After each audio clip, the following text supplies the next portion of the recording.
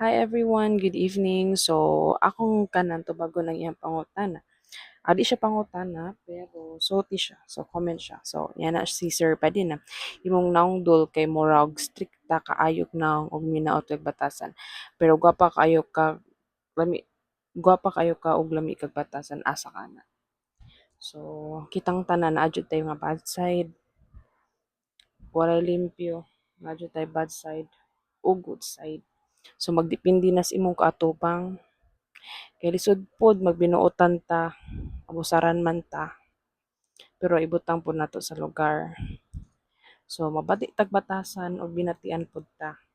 Magminalita pod ta ug minalitahan pod ta. Ingon ana ra jud na. So kanang sa totoo katotohanan, di jud ko malita. Ako ra jud ang aura nga malita.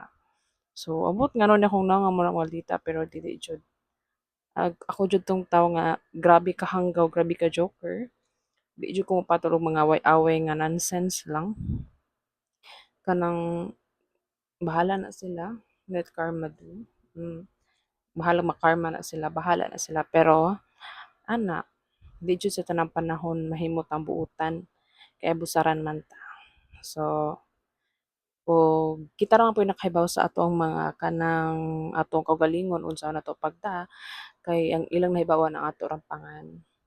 Nahibaw sila sa tungnaw pero wa sila kabaw sa tinuod nato unsa ta ug unsa pud atong nagian nganong naingon ana ta, di ba?